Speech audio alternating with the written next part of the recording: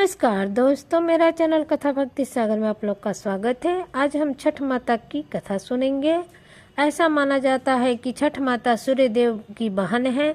उनको प्रसन्न करने के लिए हम छठ पूजा का व्रत करते हैं। कार्तिक मास की शुक्ल पक्ष की षष्ठी को हम लोग छठ पूजा का व्रत रखते हैं। यह व्रत बहुत 3 दिन का होता है और बहुत कठिन से कठिन व्रत होता है। इसमें थोड़ा सा भी हम लोग गलती नहीं कर सकते हैं और श्रद्धा से पूरी करते हैं। और ये व्रत ज़्यादा बिहार में प्रचलित है। इस व्रत की एक पौराणिक कथा है। प्रियव्रत नाम के एक राजा हुआ करते थे। उनकी पत्नी का नाम मालिनी था।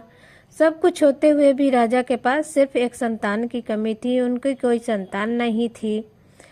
एक बार उन्होंने महर्षि कश्यप जी से राय मशवरा लिया तो उन्होंने कहा कि पुत्र यष्टि यज्ञ कराइए, जिससे आपको पुत्र होगा। राजा ने वैसा ही किया।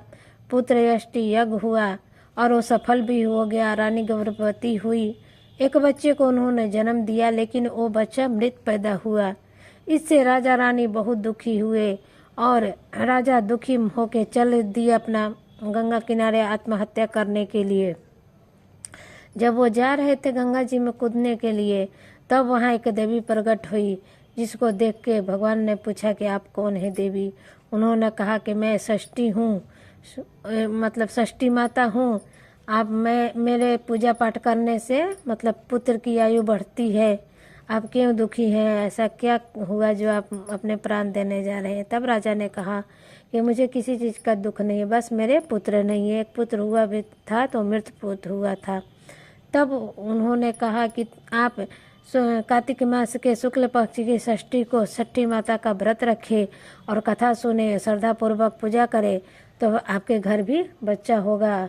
तब राजा वापस आ गए और कार्तिक मास की शुक्ल पक्ष की षष्ठी को उन्होंने छठ व्रत रखा और कथा सुना श्रद्धा से। फिर उनके घर में पुत्र का एक जन्म हुआ और वो बच्चा स्वस्थ रहा, बड़ा हुआ। तो कहते हैं कि उनको बच्चा षष्ठी माता की कृपा से ही हुआ था। तो जैसे माने सब उन पे कृपा की, वैसे सब पे कृपा करें। और ऐसा भी मान्यता है कि माँ सीता ने भी इस छठ पूजा का व्रत किया था। इसकी भी एक कथा है। नमस्कार दोस्तों।